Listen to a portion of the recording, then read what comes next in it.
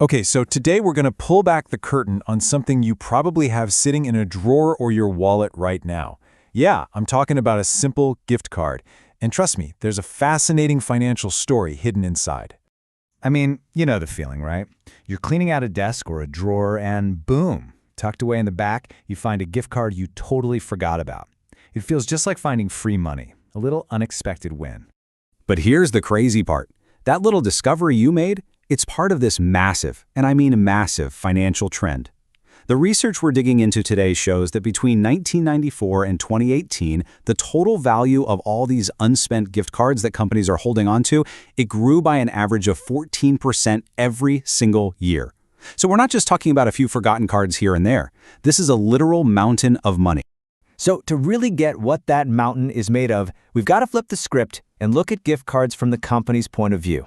And for them, believe it or not, it's not a gift at all. It's actually a form of debt. Yeah, this totally changes how you think about gift cards, doesn't it? When you buy one, the company gets your cash, sure, but they can't just call it revenue right away. Nope. Instead, it goes on their books as a liability.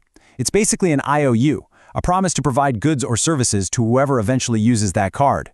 But what happens when that card just never gets used? That's where this key term comes into play. Breakage income.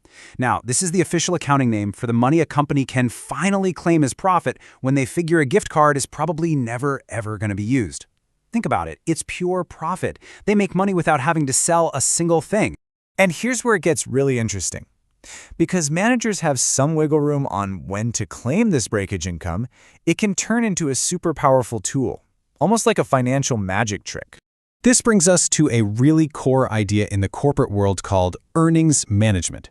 You see, publicly traded companies are under this intense pressure to show nice, smooth, predictable growth in their earnings every quarter. The research points out that hitting those targets makes investors happy, builds up their credibility, and, helps keep the stock price looking good. So how do these two things connect? Well, the study we're looking at lays out a pretty simple but really effective playbook. Here's how it goes.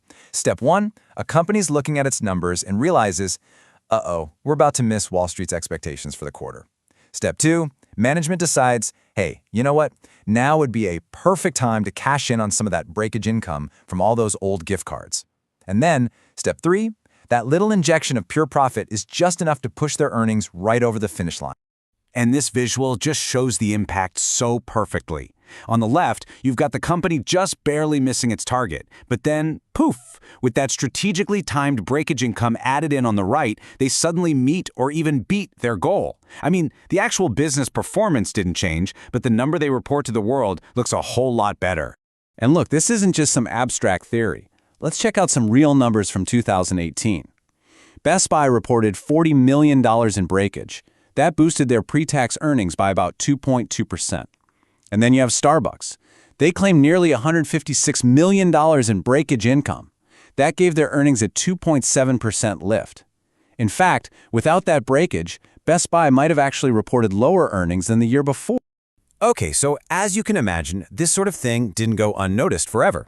Eventually, regulators started taking a much closer look at the whole gift card world, and that led to some pretty big changes in the rules of the game. This timeline really shows you how it all went down.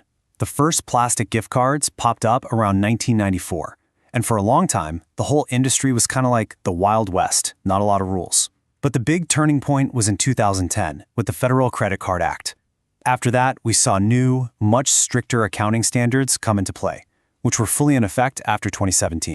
And honestly, the difference was like night and day. Before that 2010 law, companies could get away with all sorts of things, like super short expiration dates or inactivity fees that would just drain the value of your card. But after 2010, nope. Cards had to be good for at least 5 years, most of those sneaky fees got banned, and the whole practice just came under a huge regulatory microscope.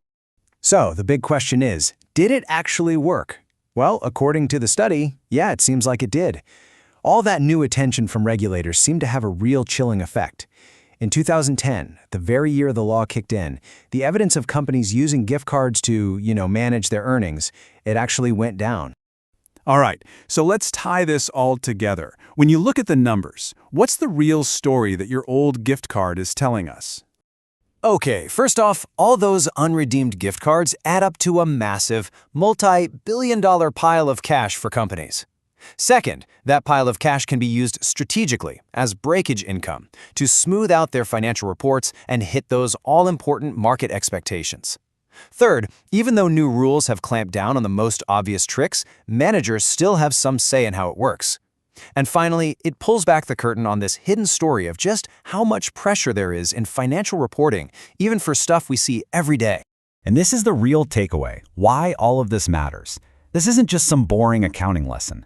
It's about being able to look at a company's big earnings report and really understand what's driving the numbers. Is it because they're selling a ton of great products, or did they get a little boost from a conveniently timed accounting move? It's a really crucial piece of the puzzle if you want to know the true financial health of the companies you buy from or even invest in. And that just leaves us with one final, kind of mind-bending thought. We just peeled back the layers on something as simple as a gift card, and what we found was this complex story of corporate strategy and government rules. So if all of that was hiding right there in plain sight, what other big stories are we missing in the world all around us?